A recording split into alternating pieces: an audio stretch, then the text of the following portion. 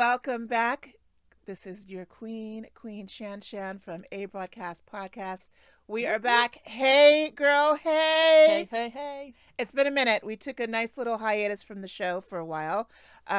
Taking a breather is incredibly important because sometimes I do feel overwhelmed when you have so much things going on. You just want to you know what, Shannon, why am I putting myself in stress? So I just wanted to say we are back. We're back to rolling. We're back to filming. We have a new amazing guest we'll introduce in a minute. But if you guys don't know me, I'm Shannon, Queen ShanShan. I am the producer and the owner of A Broadcast Productions, or A Broad Productions, A Broadcast Podcast. I want to say hello to over our 10,000 followers altogether worldwide on YouTube, Instagram, Instagram, Facebook. So I want to just say thank you again for the amazing amount of support that we've been getting on the show for the last 2 or 3 months. We've been in production since 2018, but we are still progressing in our little show and our little production. So we have Simeon here, who is our navigator in the background. Say hi, Simeon. Hey. And so we're off. So let's get into it. We are here introducing my really good friend, Kirk Green. Hi, Kirk. Hi. You're back. I am back. Now, Kirk was on our OG show back in 2019. Right. We don't remember. I got to look it up. It was episode 8 or episode 9. Something like that. It was early days. Yes, early days. Over the dining room table. Yes, and we were talking about your staging business. Yes. And we had a really good, interesting conversation about one of the clients that you were visiting that had a little sex room in there, right? A dungeon. A dungeon. A dungeon. So we're gonna go into your other. Not that I'm against it, right? But I walked in and I was like, no. No, we cannot have this in the staging process. Like, can we just lock it? I'm like, well, they're gonna want to look inside. Mm-hmm. What are we buying? Well, we're not buying a dungeon. Yeah, a dungeon. Yeah. So whip it on out of here. Right. So you've been doing this business for a while. So we're going to talk about the ups and downs of staging. He's an interior designer, interior decorator. What's been going on, obviously, since we've last spoke. I mean, he's a good friend. I see him all the time. Yeah. But friends forever. Friends forever. Yeah, friends for a long time. So. We're going to get into the tea. We're going to talk about my recent travels. I just got back from Europe. I went to Prague, Vienna, and Berlin. It was amazing. So we'll talk about those travels. And, it's officially summer now. So we're excited. So we're going to talk about what's going on for the summer, what's going to be the trends, your new favorite restaurant that you just discovered, and my restaurant that I discovered as well. That's a really cool pop-up stop that's been blowing up in Los Angeles. So we have lots of tea. Lots of tea. So I'm excited. I know, me too. Let's get to our sponsors, and we will be right back. Gosh, Shannon, I'm looking for some insurance, and it doesn't seem like anybody's wanting to work today. Nobody calls me back on my car insurance or my home insurance, my renter's insurance, nothing. Can you help me? Absolutely. There's a great company that I work with called SD Langhorne Insurance Services, aka ShanShan, and they actually answer your call. Wait a minute. You mean I don't have to text a robot and do a chat window for them? No, when you actually call SD Langhorne Insurance Services, ShanShan.com, they pick up the phone and they will give you great competitive rates in today's market for auto insurance, renter's insurance, general liability, and also workers' comp. What? Is there a phone number or a website? You can definitely email them at shaninsure.com, and they will have you fill out a form and they will contact you immediately. I'm on it. Doing it now. Contact SD Langhorne Insurance Services or shaninsure.com for your insurance needs today. Hello, broads. We're back. So let's get into the tea, Mr. Kirk Green. I'm down. I'm thirsty. I have known you for at least 15 years. Yeah. And the reason why I know Kirk is that he was with a other good friend of mine for a while. You guys broke up. Yeah. And so we became friends from that, because I was friends with his partner. I got you out of the breakup. I got you. Yeah, I got you. And it wasn't really a breakup. I decided it was just it was a mutual. We outgrew breakup. Each other, and it was time to move on. Absolutely. Yeah. And we're still great friends. And when my mom was still here, that your partner, we won't name his name because I want to respect his privacy. Yes. But when I cried the day that you guys texted me and said that you were breaking up, and I was like, It shattered a I lot of felt girls. like I was getting broken up Yeah. because That's I'd what known them everyone- from inception. I knew them when they were together, how they met, and it broke my heart that you guys were broken up. Yeah.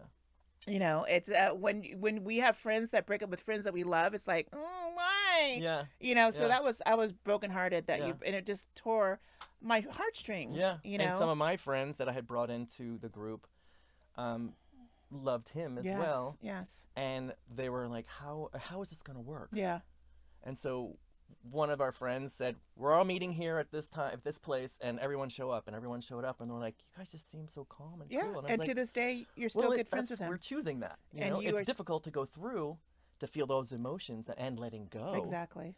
But it was needed, and it was time. And we both have grown immensely. Immensely. You're And have found other wonderful people that we've experienced. absolutely. What I like about it is that they're still friends. They're even though they're Oh, yeah. exes, they're still very close friends, and you're friends with his Oh, yeah. soon-to-be husband.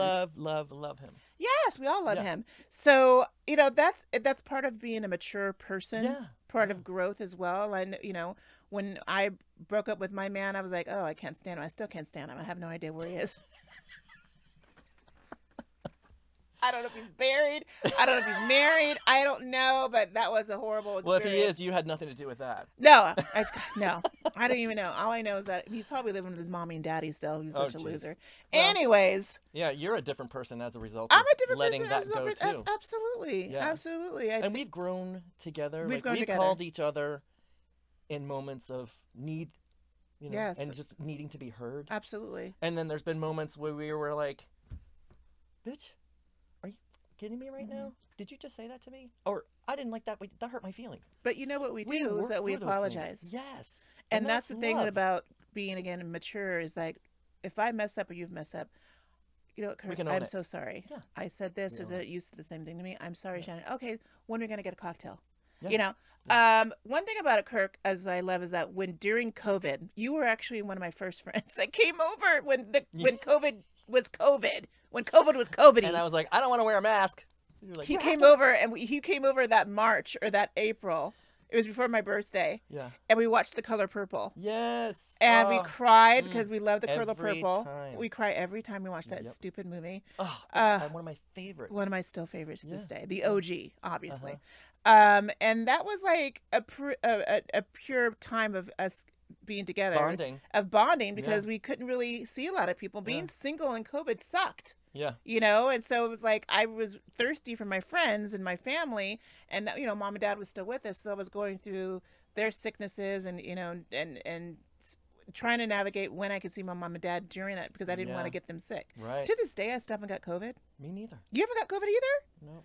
Knock, knock, knock. Well, we won't get it now. I hope Our so. immunity is so high, unless a bigger strand of COVID Well, comes. that's who well, knows? honey, that was on the news yesterday. Sick of yes. people getting sick again. The summer COVID. Mm-hmm. I have 2 friends right now have COVID right now. Don't know what that's like. and Yeah, Don't even want to go. don't there. even want to go there. No. Anyways, Kirk, tell us about you. What do you do, and why did you start to be in the interior design business? Well, when I came to LA, I had the big dream of, you know, the actor, and I worked on a soap for a quick summer, and realized I did not like the industry. I did not like the people. That was so not me. And you know, I had other like an agent say, "You need to be. This is where, you know, you need to be in front of the camera." I was like, "But that doesn't work for me." So as I was on that show, I was always behind the camera looking at how are these things done, what's up, and I'd look through the camera, I'd see the set, and you know, I'd So see the, you were the more peop- comfortable being behind the scenes. Yeah. Okay. Yeah. And why was that? Why didn't you not want to be in front of the camera? I didn't want to be seen.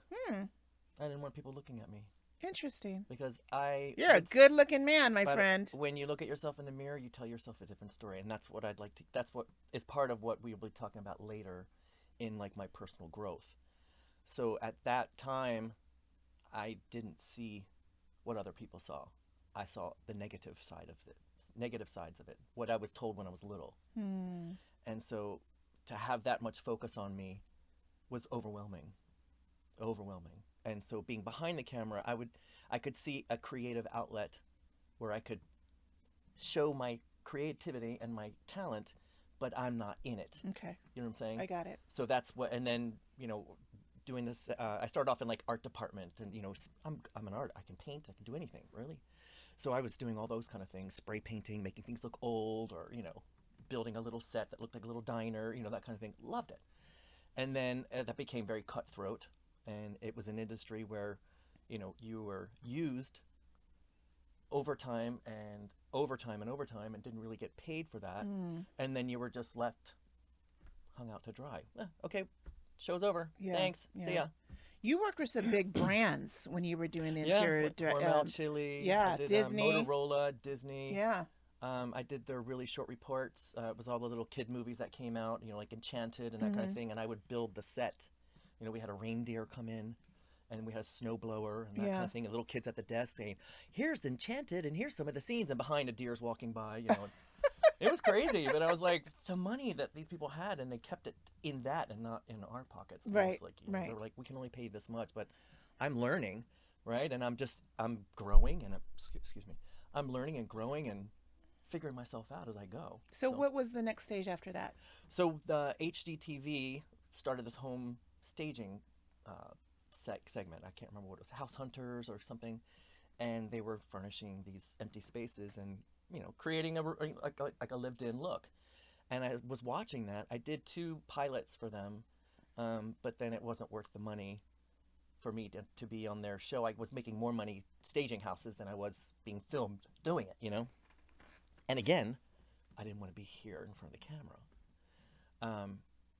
So I went to a stager. I left that set decorating and art direction behind, went and called a few stagers, and I said, "Hey, do you need an assistant? I'll work for free, and I just want to learn what's this all about." Because you were also a property manager. And I was property managing at the same time. So the income was coming from that other job, and you Right. had a place to live. Yes. So that's how you were able to say, "I work for free." Wow. Yeah, I would work for free because Okay. After calling a few people, they're like, there isn't anybody, we don't need, I have my one assistant and it's just the 2 of us. Okay.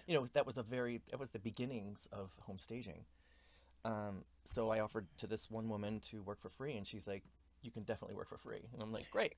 So I was with her for 5 years. After like the first 3 or 4 months, she saw what I could do. And then she was paying you. And so then Okay. I was offered a position, and I became her lead designer. And there was talk about us being partners, and I have my team, she has her team, and that was just a carrot she was dangling in front of me, just to keep me. And then she was traveling and leaving me to do all the work while she's out having fun. Which as a business person, hey, people do that. Hey, you got the crew. That's right. Put them to work. I'm gonna go travel. I'm Right. gonna go live my life. Right. So that was that. But then I figured, I took her from a 4-car garage to a 5,000 square foot warehouse. I helped her restructure her business, and I was able to try the things that I could see. Hey, we could save money doing this. If we were a little faster here, we don't have to spend out so much money on this, blah, blah, blah, blah. Right. So once I figured out all of that, and then she's like, "Wow, you have really created a well-running machine." And I was like, ding, get out, do your own thing. So she has this client in West Hollywood, and his name is Keno Ryder. Love him. He's my first client. He's still my client. And it's been 10 years that I've been working with him. And, trying to speed it up. He called her, and she's like, "We don't go to West Hollywood." So she's like, "Hey, there's this realtor who has this little tiny piddly job. Why don't you do it? It'll be like a little extra money in your pocket." I'm like, "Sure." I went out, charged on my credit card, bought all the little things that I needed. The house was already on the market and wasn't selling. I went in and sprinkled my magic, and they went into multiple offers. And he's like, "Whatever you did, I want you to do this for me from now on. This is amazing. Do you have a warehouse?" I'm like, "This is it. This is it. This is my warehouse. It's going to go home and go on my dining room table, basically, and under my table." And that's how it started. And she fired me Okay. because she heard That you were starting your own business. that I was doing my own thing, and I know all of her vendors, which I only took 2, but the rest of my vendors I've found on my own. So you became a home stager, On my own. and then the company you was called Decor Revamp. Yeah, that's my company. Yes. Yeah. You started. That's where Decor Revamp started. Yes, Okay. as a home staging and home design business, but it was more geared toward home staging because that's what I was doing. Right. You were revamping someone else's decor. Yeah. So their houses look amazing. So if you guys don't know what home staging is, basically, can you explain what it is? Give us a 30-second elevator for speech. the real estate market, a homeowner is selling their house and they are either living in it or they've moved into another house. So I do vacant furnishings and I do occupied furnishings. With an occupied, we would just rearrange their furniture so that it's more appealing. We create more space. And then I would fill in with something a little bit more modern, maybe a little contemporary to kind of bring it up to date. And it would sell. A vacant house, we would completely furnish it. Art, greenery, everything, bedding, so it looks lived in so that they can see this is how it can look. And that's a lot of hard work. You're moving furniture. Moving furniture all the time. All over Los Angeles. All over Los Angeles. You have to get a truck. Love it. You got to get obviously people to help you move furniture. So you're moving people's houses just to make their house look good. Yeah. Or to furnish a vacant space. Yeah, it's good money. Amazing When money. the market was hot. Oh, yes. Now the market is a large. totally different. You were living large. Well, this is where it's come to. Like the last year and a half has been quite the struggle. And then there would be a boost of work that comes in. And it's great money. Yeah. And I'm very efficient and I don't have a lot of overhead or a lot of debt.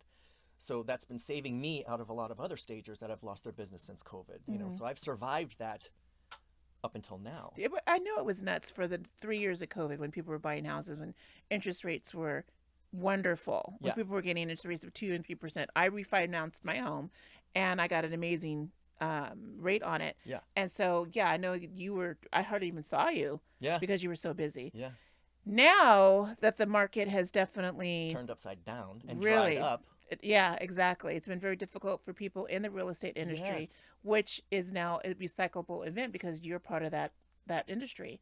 And it's kind of hit struggling. everyone, the it's realtors, hit everyone. Mortgage, banks, lenders, everybody, loan officers, and so people now, in escrow, people who does the what's the word I'm looking for? Not the escrow, the title. Mm-hmm. People lose their jobs in title. Mm-hmm. But I used to be in real estate before I started insurance, and that was very marketable in 2003. And everybody was in it. And I made so much money during that time. And then when the market took a hit in 2007, I was like, I couldn't find a job to save my life. And that's when I started insurance. I was busy. Yeah. Because people were losing their houses, unfortunately. Oh, that's right. The foreclosures. Foreclosures, and the banks were taking them back, and there was just so much on the market. But they were like, let's stage this. Let's make it look as best as you can, or here's the budget. Right. And whenever I was given a budget, I always went above and beyond because that's another selling point. You know what I mean? It's still, they don't know how much I made off of it or how little I made. They just know it was a beautiful space, and that's me. Yeah. So then the next person comes along, and I would get phone calls from people. Oh, hey, Gene Crow said you're highly recommended, and they can't talk enough about you. And I was like, through my phone, Gene Crow. I have no idea who that is. I don't even know. So I was like, oh, well, tell Gene I said Tell thank Gene you I said and hi. Hi, Gene. Thanks, Gene. When I get referrals for insurance, I'm like, oh, good God. Yes, so-and-so referred me to you. And I'm like, oh, God, who's John Johnson? No. Yeah. Because I want to send a thank you card to John Johnson. And I'm like, and I pretend that I remember because I literally have thousands of clients, and I'm very grateful for that. But it's hard for me to remember everybody. Yeah, of course. And during it's like COVID, a devil wears Prada. You need your assistants on the side of you, and you're like, she's so much. Yeah, that like, scene. Well, hello, Gene. Well, hello. Hi. Hello, it's so good to see you and your wife. And she's like, you're looking well. Exactly. Such a good movie. So sometimes I got to fake the funk on that, but I'm very blessed about that. To this day, a lot of the clients that I met because of COVID, because we had to do virtual meeting and virtual moments, I still haven't met them, and they're still my clients. And I've never known what they even look like. That's who you are as a person. You are so inviting, so engaging, Thank you. so lovely. I mean, I fell in love with this one when I first met her, even though we had our little things back and forth, but we had to find that, we had to work through those things to be able to get here. Of course. And I wouldn't trade you in for anything. Bestie forever. Here's my $100. $100 right there. We're supposed to do this after the show. So, but anyway, back to that. So industry thing, and in the midst of you talking, you've had to pivot. You've had to have many pivots. Yes. We're pivoting now. What's the pivot that you're going through now? I'm closing the staging business. It has, I've had since the Memorial Day was the first. It's the first In May, last month. Yeah, I get them the first and the last confused every time. And it's just like The block. last weekend in May. Yeah. Yeah. So in that weekend, I'm in Palm Springs. I've got lots of work lined up, and it was a good month. I mean, we're talking maybe $30,000-$40,000 month. Beautiful. That's a great right? month. Great month. And within that weekend, every job canceled or went away. In that weekend, because there's so little on the market, the realtors were like, we don't need to stage. I've already have 4 buyers already that are interested in this. So as soon as we get it on the market, Wow. it's done. And I would have the sellers call me and say, I'm so sorry, Kirk. We need to cancel. We already have an offer. And I was like, Who is buying Great. these homes at 6% right now? It's at 6.5% mortgage rate. Who's buying these it's multi-million the dollar people homes that have in Los cash Angeles? flow. And it's the people who have cash flow. Like these houses are selling for cash. A lot of them. I don't. Who's got There's $1 million cash in their bank like that? I just like. Well, here's what on Emily, my sister, she's a realtor as well, and she's like, you need to see this article. There was a little 1-bedroom house in San Gabriel. There was this bridge. It was probably 20 or 30 feet tall, very narrow, right? There was a like an aqueduct or whatever, you know, like for the floodwaters to go through, and there was between two hills that didn't touch, but it was very narrow. So they built this arc bridge, super cool, super unique, and then somebody built a house on top of it. 1-bedroom house. That's all the space it was. It was on the market for it was on the market for 700 and ridiculous, right? Just under $1 million. It went 189,000 over asking because there wasn't anything else in that area. Wow. And it was a unique place. But that's what people are willing to do. Wow. You know? In San Gabriel Valley. In San Gabriel Valley. Amazing. But to leave the home staging world, you know, that's my main source of income and my passion and my love. I'm able to, where I am now in my life and where I have the things that I have worked through, I can let it go. Okay. I can let it go. And I'm letting it go and it feels good because there's new things coming already. So let's get into it. You sent a text to me, I think after that weekend, and said, Shannon, I want to talk to you. I'm thinking about quitting. I'm like, what? And I'm thinking about moving to Florida. And I'm like, what? Florida of all places. Why Florida? Jesus. And so when you sent me that text, I was like, I don't know where. I think you sent it to me when I was in Europe. Yes. Right. And so we gotta talk. And so I got back home, and then you and I had a conversation. Yeah. And you said that you felt that this particular job is not serving you.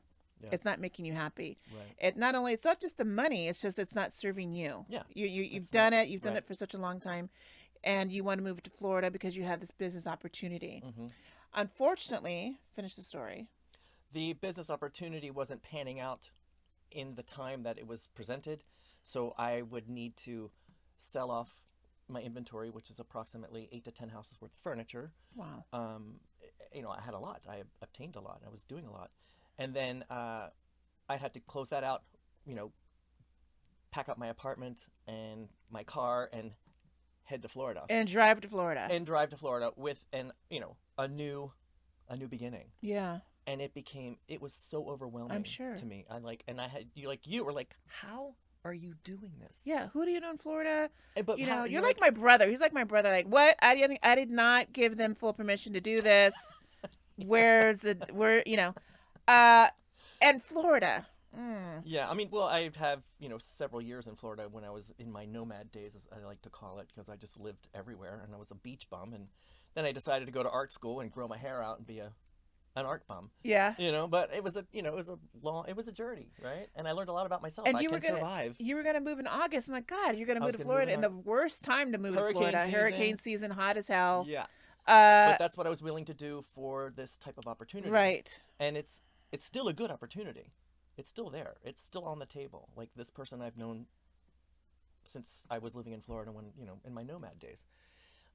She's built quite a successful business for herself, and she's very well known in the West Palm Beach area. And it's beautiful, and there's a lot of money there. Yeah. And people come into her store all the time. Do you have a designer? No. She used to be the designer. She doesn't have to do it anymore. Right. She's like, people would take you and they would love you and you'd be so good here, but you got to build that yourself. Right. So going there with having to rebuild in a whole new place when I'm totally fine in the place that I'm at, and I still have work coming in. I figured, yeah, let's put that on a back burner. Talked it over. She's like, it's always going to be here. So what are we doing now So I'm focusing now on the home design part of versus not staging? not staging. It has nothing to do with staging. Okay. So my pitch is always, if you're looking to reinvent your space, and if you're reinventing yourself, like I'm reinventing myself now, so I'm reinventing my whole living environment, my whole new couch, new chairs, And just you're moving. new. Yeah, it's like I'm moving, and I'm moving into a new place, but I'm settled in my place, so it's a new beginning, and I want a new environment for myself. Right. So I am helping people redesign their space who are on a budget, and then I'm also helping people redesign with a budget. Right. And we get used to the same things in our place that we don't even notice them anymore. You know what I mean? We get into our environment, we find it's a comfort place, and then we settle in.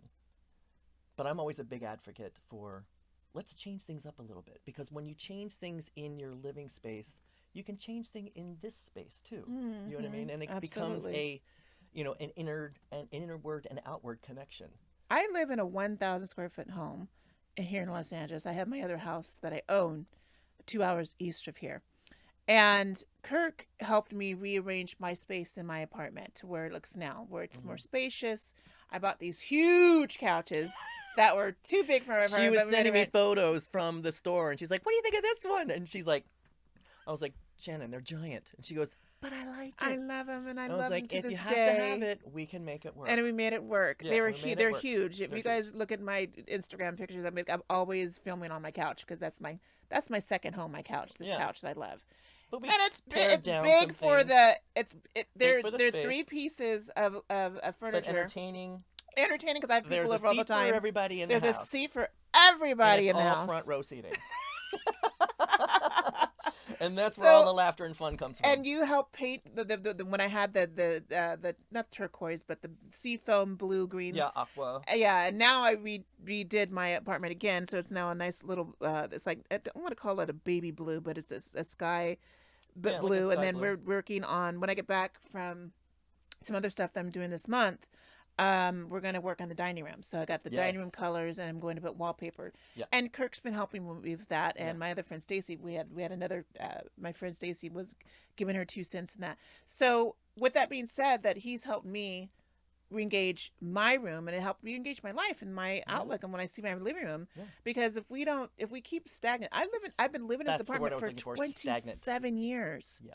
I have been living in this one place for 27 years. Yeah. And when I tell people I live there, people are like, there's no way, because it always looks fresh. It's clean. Yeah. And I redecorate. I do niche stuff in my apartment, making sure that it is up to date. And I'm always a soundboard for you. You're always, like, absolutely. What do you think about this? I'm like, that's not going to work with this, and here's the reason why. Right. And that's how I'm known. Like, I can explain things to people. Like, they have a vision in their head, and they can't see it in its visual sense. That's where I come in. So what you do, just like with what I do, like, I sell insurance. That's my main guy. I'm an insurance broker. My main goal is to meet John Smith and tell him about life insurance or car insurance, whatever insurance that's going to fit their budget, their needs, whatever. My job has become almost like a therapist now. Mm-hmm. Yeah. Same. We talk little business, and then all of a sudden we're talking about life experience and life changes and why he's doing this or why she's doing this. Oh, I got a divorce. Oh, I'm getting married. Oh, I'm gonna have a baby. Yeah. Oh, my mom passed away. Oh, my dad passed away. We lost his house. We now to get this small house. These are life decisions that have made them come to me. Mm-hmm, mm-hmm. And then so we talk about it, and all of a sudden we're crying, and I'm hugging you, and and I'm sure you're getting the same experience because people want to share. You can have the most introverted people as clients or the most extroverted people as clients. Right. Either way, I don't care who you are. People want to share. They want to talk and about themselves. And they want to feel needed, loved, viewed, contacted, respected. Whatever the word, respected. This reminds me of a story, and if I cry, sorry. I went into this gay couple's house, older men, and his partner died of prostate cancer, and he had only been gone like 3 months, and the surviving partner just couldn't be in the place anymore because there was just too many memories, and they had all of the things all, he had to have it this way, and now I can't even touch it. And so I get it. being in that space with I get them, it. I was there for like maybe 2 hours or more, right? Just walking through and just asking questions about this, that, or the other thing. And then he started getting emotional, and he apologized, and I said, "There's no apology needed. Can I hug you?" I hugged him, and as I was hugging him, I was doing this on his back, and he had a bunch of lumps in his back. So and he's like, "I'm sick too." And he didn't tell me that, but he could tell I could feel the lumps in his back. So I started getting emotional with him, but I thought, he's needing me to support him right now because there's nobody here. Total He's stranger. telling me, total stranger. And he's in my arms, and I'm hugging him. And I said, "Look, this is life. We come and go for whatever reason. And sometimes it's not a good journey out. And sometimes it's too quick." I said, "But we can only go with what we have, right?" So I was talking to him. I said, "Thank you for sharing this with me. And let's take another walk through the house now that we've connected a little bit better. Let me try and help you figure out if this is something that you can't touch, can I?" Can you physically touch? Yeah. Or like just... he couldn't touch it because his partner was like, "I love this the way that this is, and this is mine." Got it. Now that he's gone, he can't touch it because that's what he's left with. That's his memory. He couldn't touch that. So he doesn't want, out of respect. So can I do that? And he's like, "Well, what's your plan?" And I said, "Well, here, this is going to look better over there. And it's going to look great next to that piece of furniture." "Okay." Put it over there. And he goes, "Do you think he's going to be mad?" I was like, "No, he's not going to be mad. He's probably saying, 'I'm so sorry, I didn't mean to put that on you. I'm in another place now, and this is great. So you can do whatever you want with that. Exactly. I'll just be here when you're ready. When you're ready, I'll be here with you too.'" You know what I mean? Right. So I kind of put that out there too. It's like, he's probably saying, "Oh my God, do it. So we rearranged the space, and then we ended up doing the whole thing. We downsized, we put things in storage, he donated things, and he thanked me afterwards. He's like, "I feel like I've got a new lease on life." And I said, "That's so wonderful." But I didn't think it was me until after the conversation. He's like, "You helped me sell my house. I have a whole new life to live now. And I want to thank you for having me step over onto the other side." That's wonderful. It's been such and I was like, that's the therapy. You know what I mean? The therapy. That's Yeah. divorcing people, and they're in the same house. And they're like, "I want that." "Okay, well then you can, no, I want that." Guys, let's have a talk first. We can't fight over this. We've got to sell mine. your house. Yeah, we've got to sell your house. This is your goal. Yeah. These are things. Yeah. Things. Have you been in a situation where it was really uncomfortable? Yes. There was a woman who was an oncologist, Okay. and she walked in the door. I was already in her place, and it was in Beverly Hills. I was already in her place with the realtor. We're walking through, and I was like, "Oh yeah, I can pair stuff with her stuff and fill it in, you know." She walks in the door with these two other guys. She looked like Morticia. It's August. It's 96 degrees outside, and and it's not even the what was the holiday? Labor Day? Labor Day. Hot as you know what out. And she walks in black stockings and a black dress with this little white thing on her shoulder, and her hair, black eyes, makeup, smoked out eyes. She looked like Sharon Stone's sister, basically, but in like Morticia form. Yeah. She walked in the door and she's like, "Hi, I'm so-and-so. I'm an oncologist, and sometimes I help people die." That was her introduction? That was her introduction to me, and I just kind of go, What the "Well, heck? hi, so-and-so. Very nice to meet you." And I'm thinking, I look over at the realtor, and he's kind of like, this, roll with it. Okay, I'm like, I'm on. Okay. So I told her walked her through the whole thing, and she's like, "Oh, this is great. Do you have photos? Blah, blah, blah." Yeah, sure. I drafted the contract. I went over it with her, bullet pointed the whole thing. She's on. I love this. She wrote the check for the whole thing. Didn't even think twice about it. Right? Wow. Came in, staged it. Mind you, she's getting furniture from a used place, right? It's not top of the line. But because she got it, it's high end and it's the best.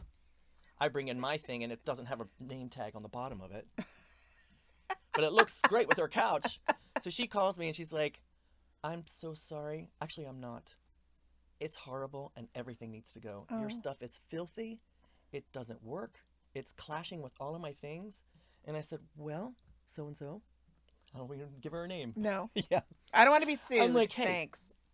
The realtors took the photos. It looks great. There's already people She's interested. selling the house. She's selling. Why does she care? Yeah, and I said, this is not about you. It's about appealing to Right. the masses, getting the foot traffic in and getting you that dollar. Correct. That's what this is about. And I've explained this to you before.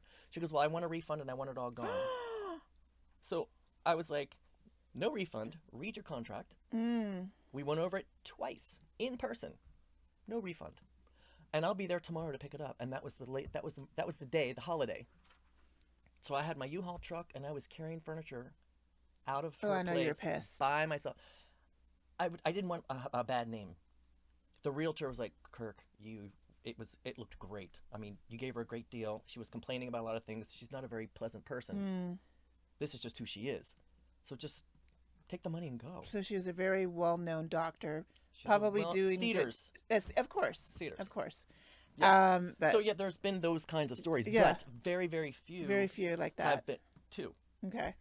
Very good. But the rest have all just been wonderful and word of mouth. And Right. I would stage their house, and then they would say, "Oh, can you come Right. and help us in our new house?" Yeah. That's where the home design Right. part came from.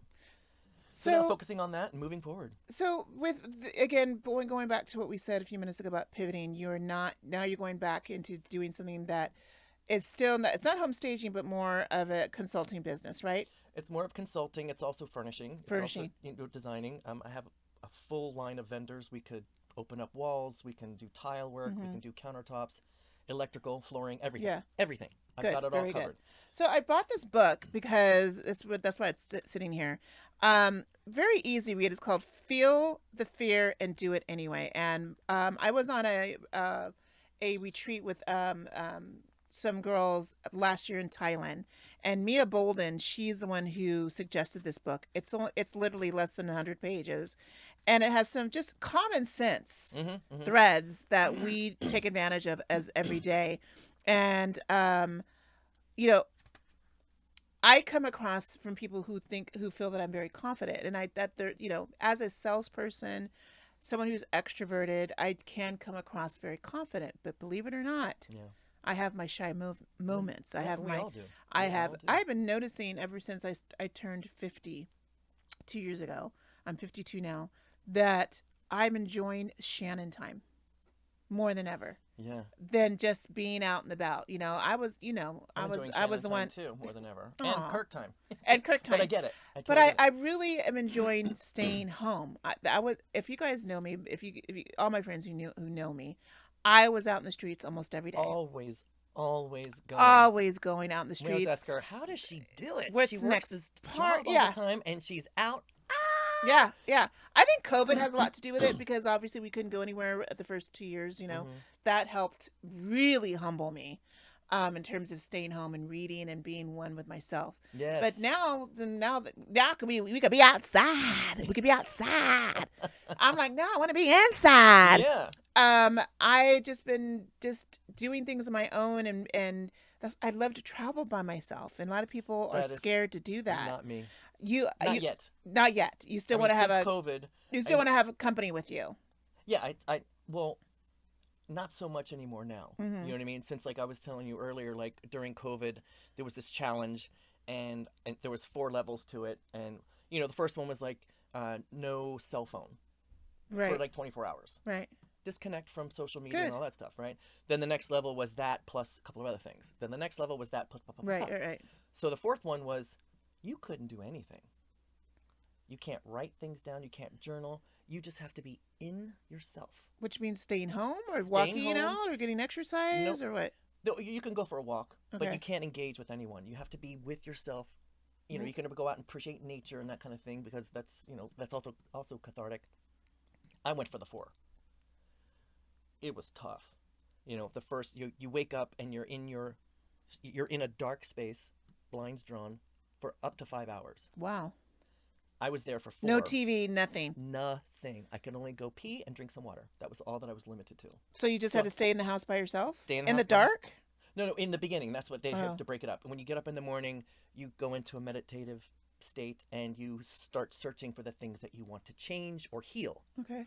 So I went into all my traumatic moments, my childhood abuse, and I would get triggered by somebody would say something the wrong way, and I would be all over you whether I could beat you up or not. I would still, with my words, or I would just jump on, push you around. Right. I was a very angry person, an aggressive person. Which is so shocking to me because everyone loves you. Yeah, Everyone who meets you, they love you. I'm so, and and with when I went into my relationship with my partner, that's the first time I allowed love in, and I allowed love out for someone. Right. So that was like my first experience with that. So that's when the change in me started to happen. Like, he did see quite a few angered situations. But anyway, I went in and got my little person, my little boy that were in those traumatic moments. I interrupted the traumatic moment as an adult. Get back. Don't talk to him like that anymore. And I just put my hand out. It's like, get up off the floor.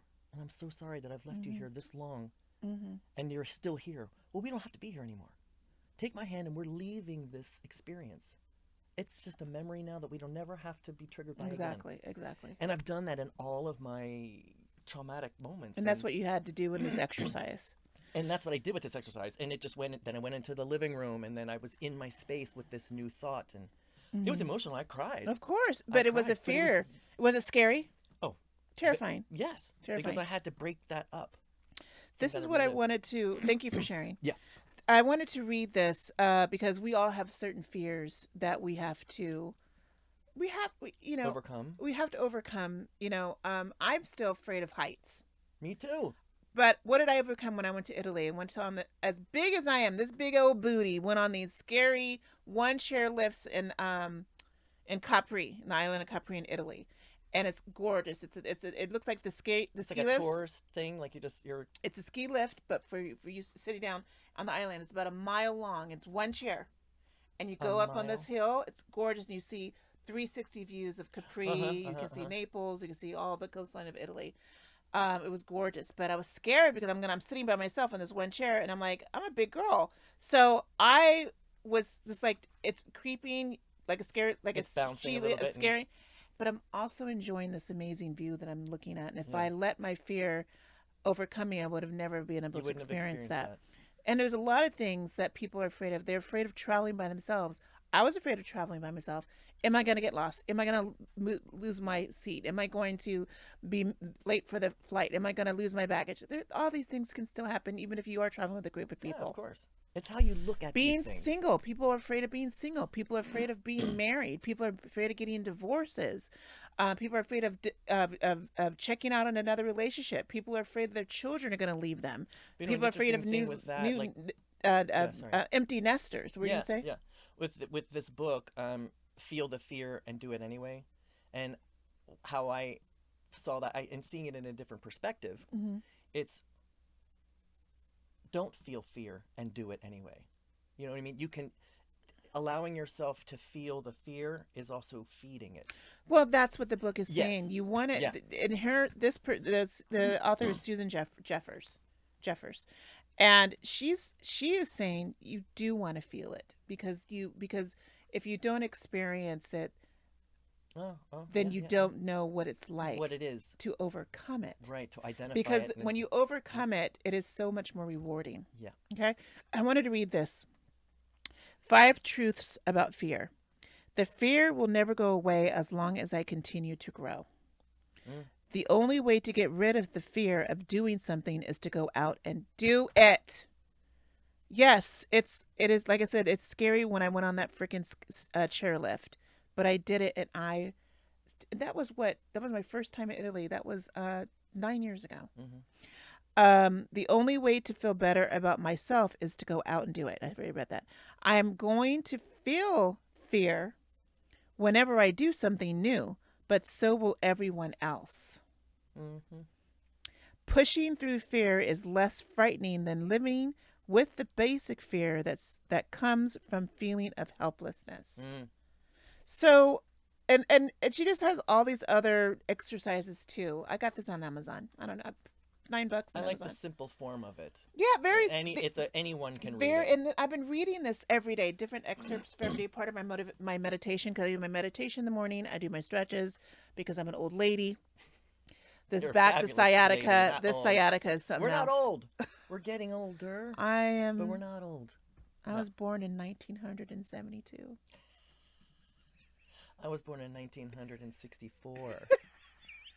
I'm one of those boomers, and I'm about to boom Are you on out considered here. a boomer, or are you considered an early Gen Xer? It depends on who's doing the study, and I've heard both. Okay. 64 is the cutoff date for boomers, Okay, and Gen Xers is 64. got it. So you could be I'm a cusper, like a cusper. a cusp. I'm A on the cusp. Oh, in the cusp. Like Got it. I'm a Virgo. I'm a Leo Virgo based on the day. I'm 2 Got days it. in, so I'm a cusper on that too.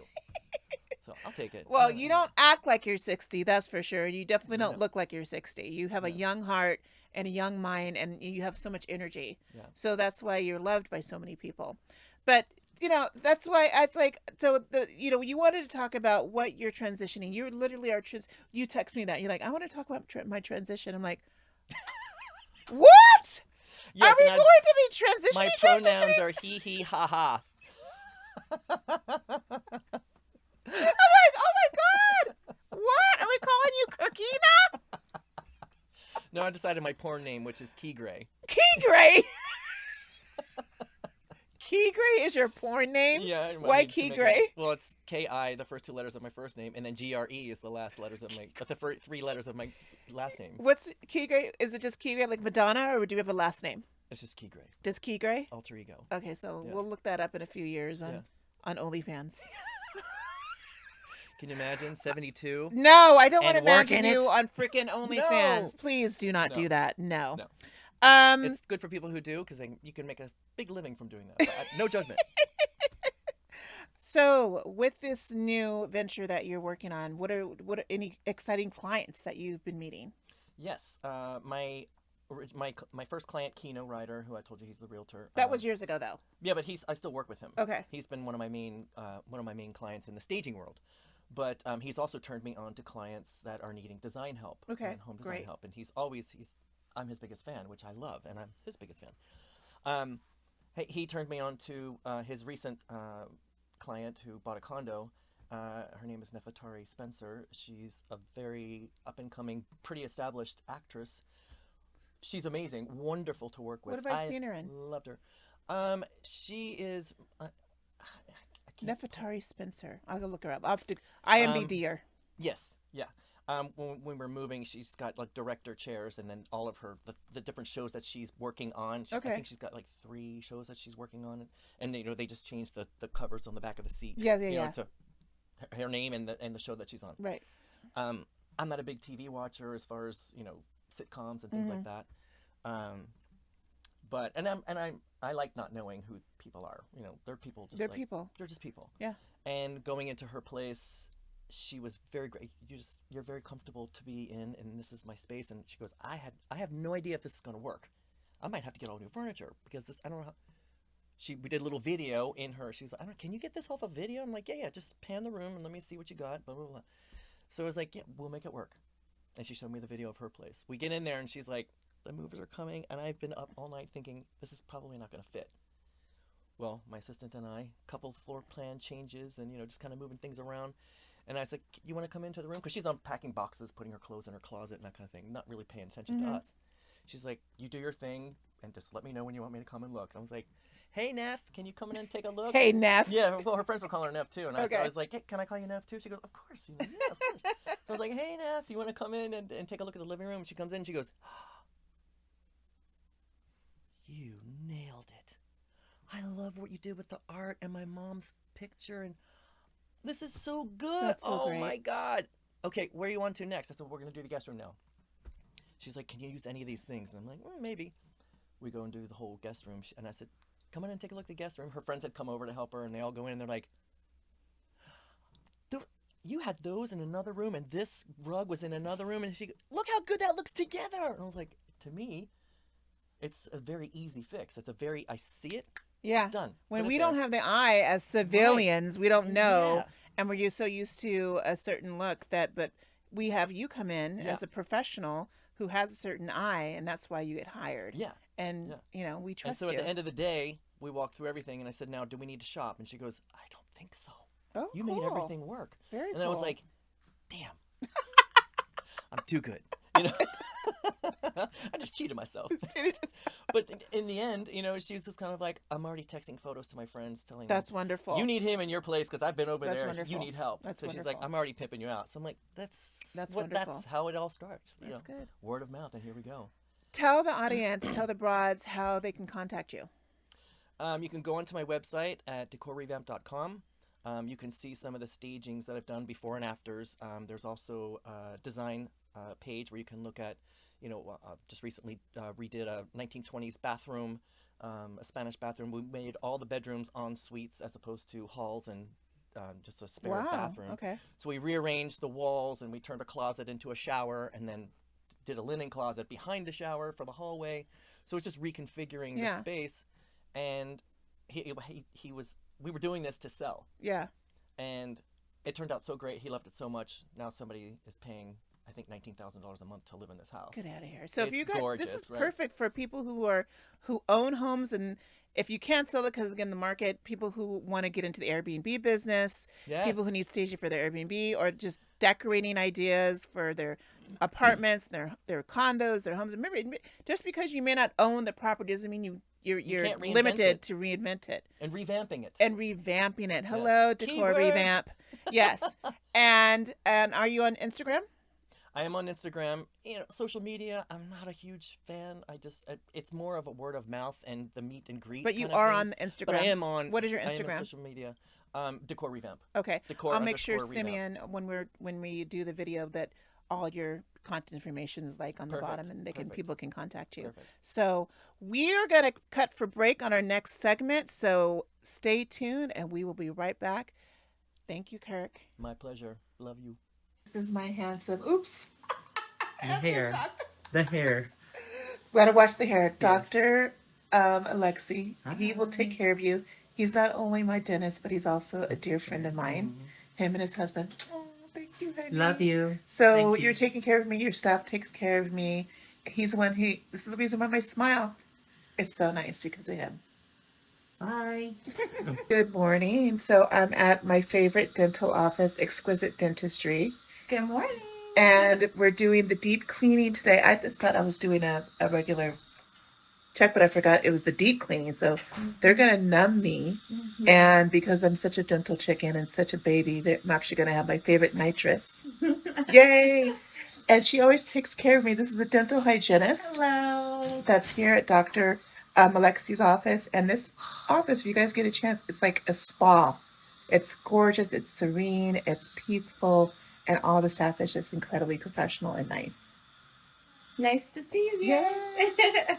So I love to travel, and I just got back from a fabulous trip with another fabulous trip. You know, I've done a lot of traveling this year, and it's only so great. June. Yeah. And we are embarking into the end of July, and I will be going on another trip soon.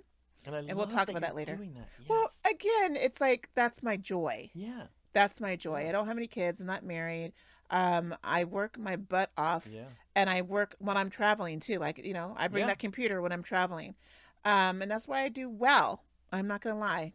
Good job, Shannon. So my fruits of bearing witness to that is to travel and to experience the world until I can. Yeah.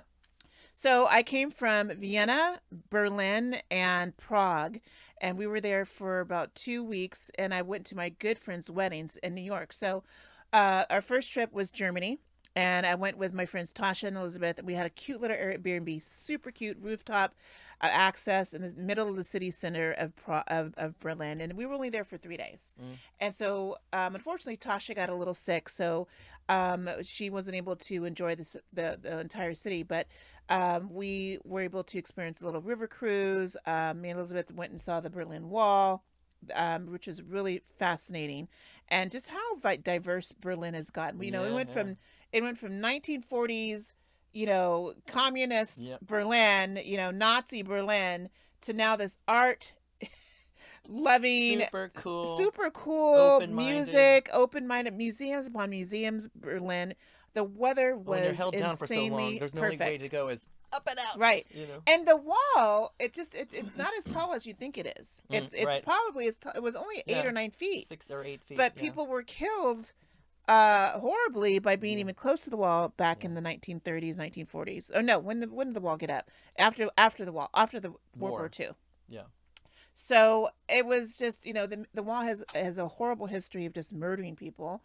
But then when it came out and was and torn down in the late 80s with Gorbachev and remember Reagan, that. remember that? That was such Yeah. an history. We were kids Historic. and watching that on the news. It was historic. So it really brought a lot of, Berlin's very proud of how it's changing. Revamped. Revamped. Yeah. Oh, hello. We need to do a decor revamp in Germany. 100%. Yeah. Food was great. We did the meat pies. I'm not a Yum. beer drinker, but the minute we got there, Tasha's like, we got to get a beer. And I was like, oh, God. And I had a Hefeweizen, which was actually quite delicious. Yeah. And just there. And then so Tosh also had an idea. Instead of taking a train to go to meet our other group in Prague, she found this company that does individual car rides to the next destination. So That's huge over there. it was Yeah. awesome. So Yeah. this one lady, she owns her own business, and she partners with another company. She picked us up in a station wagon or an SUV, whatever. She picked us up from Berlin, and we traveled 9 hours to Prague.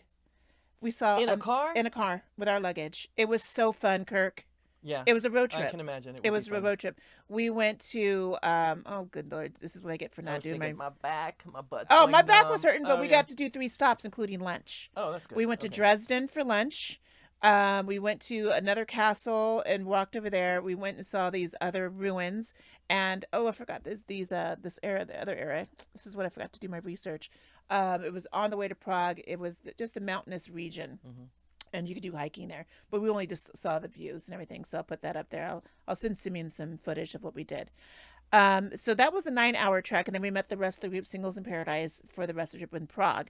We were in Prague for 4 days. We went and did the cathedrals and castles, Nice. and then we went to Vienna, and we had the amazing opportunity to get a private tour of the Vienna Opera House.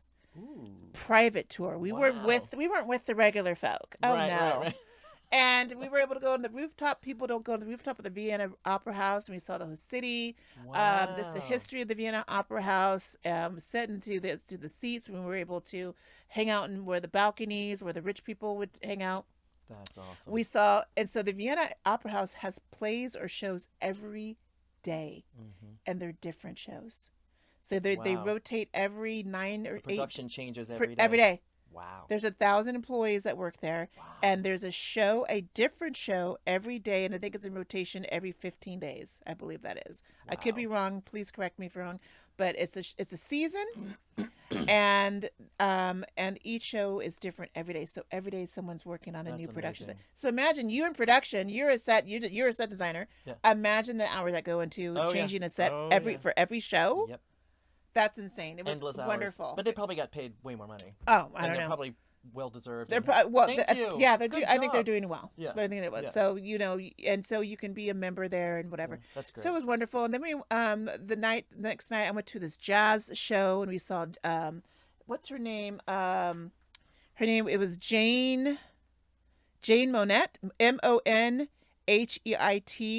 There was this really cool jazz club called Porgy and Bess, and it was a Jane Monette. She's an actual American jazz singer, and she was on tour, so we went to go see her live perform. It was so nice. People in Vienna, they love their jazz.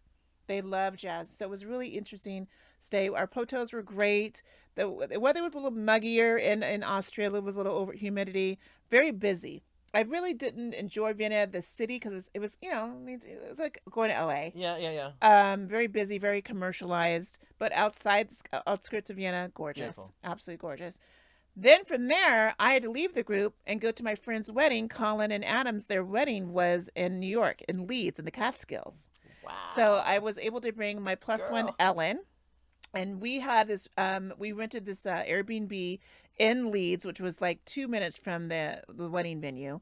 And Colin and Adam had this idyllic wedding based in this gorgeous Catskills and the hills of Upper New York. A lot of people don't think that New York is really gorgeous. New York Right, is really right. a gorgeous state. It is. And it's not just Manhattan. It's not New York. It's not New York City.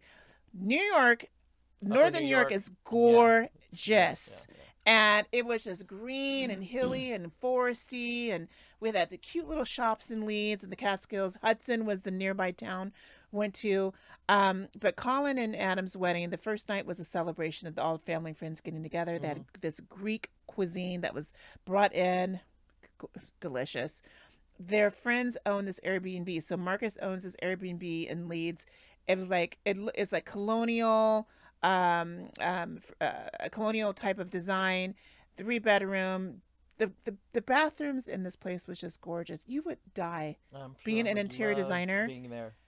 The way that he designed this property was ridiculous. Acres of land. Their food, they had their cocktails was in an airstream.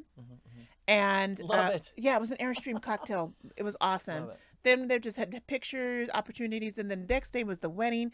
And the whole theme of the wedding. Look, my time's already up. The whole theme of the wedding was the men wore suspenders, and I wore one of my kaftans because I just wanted to be comfortable and everything. But it was just everybody had a cute little, it was a cute little idyllic area. And that place with the wedding was also an Airbnb boutique home, and it was just gorgeous pianos and just the tapestries, and it was by a running river. The freaking ceremony was by a running river. It was just gorgeous, wonderful. So thank you, Adam and Colin, for inviting me. I'm still working on the videos and the pictures, and wanted to give them this really cool video that I created for them. But so wonderful wedding, wonderful luxurious accommodations that they had. So thank you again. You wanted to talk about a restaurant that you discovered recently in Beverly Hills. Yeah, it's called Matu, and they have a Philly Philly cheesesteak sandwich that is like off the chain. And the meat that they use is called First Light. Now, I just came on to this First Light meat. The cows are very happy. They're, grazing, and they're in the fields, and they're processed. What they go on to next, it's not a traumatic experience. So the meat's tender and juicy, and I got to check it out. I mean, it was an experience. Every bite was an experience. Ooh, I can't wait. And I was like, I've never tasted Is it anything like fast this. foodie? Is it like a fast food joint, or was it like an actual sit-down restaurant? The steak, they shave it. Yeah, but is it a sit-down restaurant? Is it fast food joint? Is it like a cafe? It's like a sit-downy kind of place. Okay. Yeah. Okay. I think they have kind of both. I haven't been there yet, but that's the new thing that since I've tried this type of meat, my sister found the one. She goes, "We should go check that out in Beverly Hills." Yeah, totally. Let's go, definitely. And then Joey's Cafe is another favorite little spot of mine. That's when we backtrack about being by myself. That was part of my COVID challenge, and part of my cleansing was to go be somewhere by myself in public and not feel like there's something wrong with me. Right. People are going to, oh, that poor guy's by himself. And Joey's Cafe, they all know me by my porn name. What's better than that, They're like, Key Gray. I'm like, yeah. Key Gray. Key Gray's in the house. Key Gray. I want to Great talk food. about this other really cool revolution that's going on in Los Angeles. There's this company called Miev Pizza. Amazing. They don't even have a brick and mortar. They're so busy. So what they did is very ingenious. They started on Instagram, and they use this an app called Hot Plate. And so what they do is that they announce pizza drops. So you go and to a location to pick up this pizza. This is artisan handmade pizza. The pizza is insane. So you go on the app and they'll say like, okay, we're gonna drop this pepperoni. What I bought last week. It was called the carbonara pie. You died. I died. They put this carbonara sauce with this fig jam. So what you get the savory and the taste with the cheese and the oh my god, the Parmesan cheese. That already sounds amazing. It was amazing. Of course, I ate the whole damn thing. Hey, nothing wrong so they with that. do these drops twice a week maybe because they make their homemade dough, and they only make 70 pounds of it. And when they make their own dough, you got to read it to rise and yeast and everything. So and you have to cook it and serve it. Right, and so but they're doing it on a first come first served basis because they don't have a true brick and mortar yet. Right. So they've been doing it on their God, home. the overhead must be so. I think it's only the chef and one person and the sous chef. Genius. And then they're doing their own marketing. It is absolutely genius. So when they do their drop, they Wow. send you a text saying, "Hey Shannon, we're going to drop our new pizza. You can pick it up tomorrow, but you got to get on that line." Girl, there's a waiting list of thousands of people on I this bet. waiting list. I So bet. there's been so many missed opportunities where I'm like, damn it, they sell out. They would sell out in 3 minutes. Uh-huh. Pizza. Uh-huh. This is not SEX. They're Yeah. selling pizza. Hey, But you feel I like have an you're idea. Let's bring the two together. pizza and Entrepreneurial SEX. mind at work. We're always thinking, Kirk. Entrepreneurs Yeah. are always thinking. Anyways, it's called Mieve, Mieve. Check them out on Instagram. I think their Instagram is eat.miev, I believe. We'll put it on the thing. I'll have Simeon post it on there. But get to following them because they have really amazing concoctions of pizza. They sell also homemade cookies, and I think they sell. I don't know if they. You know what? Let me back that up. But I think it was homemade cookies they did last week, and I missed that opportunity. But every week they do a drop, and you got to get on the app, order the pizza, And get there. because they say it's going to be ready tomorrow at 5 p.m. or Sunday right at 5 p.m. And you have to get there the day before at 5 p.m. and camp out. That's a whole new experience there, too, for you know? pizza, right? No, it's not like Yeah. that. The point is that you got to be on your phone because it'll sell out in 2 minutes. Wow. So That's great. I think they have a pizza Great drop this share. Sunday. I know, right? Totally So great share. I hope they could become a sponsor. Hi, Hey. Mia. Would love you to sponsor our show. Always looking for new sponsors. Exactly. But yeah, the pizza's to die for. Like I literally said, this is probably the best pizza I've ever had. That's great. It's and All the delicious. places you've ever been? Yeah, all the places I've ever been. Yeah. Yeah. So, real quick, let's get into a 60-second tea. What about this Kim Kardashian or Kris Jenner my church God. you saw? Okay, so really quick, 60 seconds. Can I do it? Kris Kardashian founded a church in Kris Jenner, you mean? I mean, Kris Jenner founded a church in 2004. Okay. Or 2000. Yeah, I think it was 2004 or 2014. This church has it's in a business, like a commercial building, and it just has California Community Church. The website looks like I did it, you know, and I'm not that savvy. And you have to pay $1,000 a month to be a member, What? and you give her 10% of your earnings. This is Okay. what you read. This is what, and it's out there. Okay. It's out there. People have been into their churches, and you can go on YouTube and just, you know, search it, and there'll be several things that have come up. Search Kris Jenner church. Yeah, Kris Jenner Church, and there'll be people that have And investigated it's it. $1,000 a month to join the church. You know, and everything is, you know, theoretically or apparently is, but that's what that's what the word is. Is it non-denominational? It's non-denominational, Okay. and it's to me it sounds like a reinvention of Scientology. Oh, Lord have mercy. Reinvention. So Kris and then their services are down the street at the Sheraton Hotel in the ballroom. And she's there maybe sometimes, you know, speaking and talking about, you know, how good this is going to be and how this can change your life and Oh, my blah, blah, goodness. blah. So another So scam. P. Diddy got into, well, him funneling his money. When they raided his house, they found documents of his money going into the church and then coming out another way, being funneled. So now the mom is putting money into the church that comes out to the kids and goes into the businesses so that it becomes tax-free. Yeah. So this woman is Devil Wears Prada. And she hides her horns very well, Oh. you know. And this is documented, so we're not going to be sued for this hearsay. No, I this mean, is what you read. This is what you see on this YouTube. is what I read. I looked up their church, Mhm. and you know it says come for a visit, but you have to, you know. So that's tea. Yeah, it's tea. It's tea. You know, so you kind of, and that's what they say, to be a member, you have to provide. You make enough money to be in this, So that's $12,000 a year. Yeah. Oh. and then 10% of your earnings goes into No, the church. so that's almost So you like pay to go, and then you pay to stay. so they do that with the Mormon church. But yeah, Yeah. so it's just a reinvention of these money-making. And this is the reason Scams. why people want to get away from religion Yeah. or organized religion because of this situation that brings It gives other Jesus organized a bad religions name, bad. It gives Allah Yes, a bad absolutely, name. It gives absolutely. Buddha a bad name. It gives all of those. You know, Yeah. all of them. It's called a cult. Cult. That's what it is. It's cult Yeah. minded And people buy it. because they got nothing else. Yeah. You know, when you And that's have that kind of money or time or you don't have an outlook of life, you follow cults. Yeah. I'm not going to get into, but we have a big cult with That's a big another T. episode. No, Did you watch the debates the other day?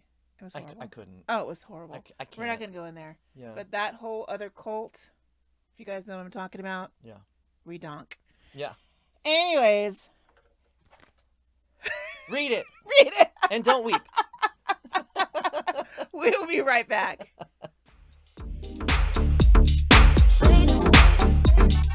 I wanted to mention, what is it that you brought here, Kirk? Oh, so health. It looks a little health and beauty suspicious. tip. Little It's- sus. It's homemade. You basically. made this. I made it myself. What is it? Yeah. It is beef tallow. And Tallo? Tallow. Tallow. Beef tallow. Okay. And it is the fat that is around the organs of the cow. animal. And it is the most purest form of collagen, vitamin A, all those rich nutrients that your skin needs, to be youthful and Okay. supple. So Indians used it when they would kill their meat for their families. They used everything. The Yeah. fur would clothe them in the winter or made their tents. And You said the beef indigenous tallow- people in Alaska. indigenous people in Alaska, like in the seals and things that they would use for food, they used everything. Mm-hmm. And this was put on their skin and to keep them protect moisturized. and keep the heat in Or the cold out. or the cold out. Got it. So the cosmetic industry has really put a bad name on this Because it's not because vegan. it's not vegan, number one, and number two, it's very inexpensive and it Oh, lasts it a is? long time. Yeah. So, are So you cooking it down, I mean, when you open up the jar and you originally get it, it smells like It smells hamburger. it smells like lard. Well, you can. Can you put essential yes, oils you in put here you can put it to this make is it my- smell really good? Yes. Okay. So this is just my first time. I wanted to cook it down You all the way. made this yourself. Yes. Okay, so I'm gonna try it. So I cooked it down 3 times, and that pulls all the impurities out, so that it doesn't have. I mean, it does have somewhat of a. Like Now a you lard know smell, me and but it's shea not butters, strong. Napoli natural shea butters all day long. So Oh, with for this, sure. would this These be that's something? amazing. Wow. Yeah. I mean, look at the shine and look at the moisture in my skin. Yeah. We don't do ashy over here. We like to be nice and moisturized and over I have here. eczema really bad. I and do I had too. a really bad. do too. I had a really bad breakout on my leg, and I was going to the doctor, just putting all that. He just keep putting it on, and when it comes up, put it on. It'll go away. Okay. Well, it's never come back. So this is something 6 you months I've been tried using this. yourself. Yes. And you don't You need a can do it lot. yourself. You don't need a lot. Beef tallow. Okay, so now I don't want to be smelling like a piece of hamburger meat. No. Okay. Right. It does need something. Well, that's what I didn't want to add anything to it. Okay. I just wanted to see what it cooked down to and what the scent So was. this is your first time trying this? Yeah, and to me, I don't think it smells bad at all. It smells like I was cooking just now. It smells like I just So made some hamburgers. I could probably do one more cook down on it 100, to and then pull put some out anything else. And essential that's oils what you can get from do. Napoli Naturals. Yes. So you can add anything to it. I would put like Lavender, anything. lavender Yeah. or frankincense in here for But your skin. I didn't want to put any oils in it because I wanted to see how it cleared up my skin, and I have it here Oh, and I have it on my so that's note. your test. And it was really hard. My skin will get really hard, and if I don't protect it, it becomes really flaky and it turns Well, honey, red. keep practicing. This has been great, and I've noticed this in my skin, in the difference in my skin. Tell us how Just it is and how long have you been doing feeling it. this? Probably like 4 or 6 months now. 4 or 6 months. Mhm. So you already see a huge difference I in your see skin. it. Yep. All I right. can see it when I put it on Keep after that- showering because keep our water's that so hard. and keep practicing Yeah. and let us know because that could be on the market. Yeah. I'm sure Napoli Naturals or add Sharon some might be oil to interested it. in taking a look at that. Yeah. Anyways, and we got to get Wrap it up. Sharon back on the show anyway because she's got some new things happening, some new announcements. And you know Sharon, and you love her shea butter as So well. Good. So I want to say thank you for being on the show. My pleasure. It was fun having Yeah, you. totally. We are friends for years, Yes. but I wanted to, you came out to me last week and said, I want to be on the show. I said, good, because I had other clients or other guests, they were flaky. So I'm like, let's put you on the show instead. Yeah. And I'm so And it was glad way you're here. better. It much better. Yeah, I think so too. Thank you for being here. Thank My you for being pleasure. Yes, my babe. really good friend. You've been there for my Yes. mom and my dad. Yes. You know my brother very well. Yep. So you are a family friend. Kirk is a family Family. friend. Yes. We are family. Yeah. I got my sisters with me. I got my brother with me. So thank you so much Yeah, my for being pleasure. here. We really appreciate Anytime. that. Anytime. Follow Kirk- up maybe. Yeah, follow absolutely. Yeah. One more time, how do we find you again on the socials and your contact? DecorRevamp.com. That's the website. You can see what I do and what I can do. Social media is Instagram, Decor Revamp. It's Are you on Facebook? Facebook, Decor Revamp. It's, the business name, and you can look that up. Great. Some of the things I haven't posted on in a while, but it's there. It's there. Yeah, it's there. And then you can find me, ShanShan, QueenShanShan on Instagram, Abroad Podcast on Instagram, as well as Abroad Productions, abroadproductions.com. And see our other shows and listen to our other shows if you hadn't had a chance. Remember, we're on Spotify, we're on iTunes, we're on iHeartRadio, and the most popular brand of advertising, YouTube. So you can actually Yay. see all of our shows on YouTube as well if you need to catch up on our 60, because today is our 60th episode. 60th on our episode last and 59th turning 60. episodes. Yes, and he's turning 60 in August. Can you believe that? Yeah, Crazy. crazy. So I want to say thank you again for tuning in, watching us, and always thank you for listening to Abroad.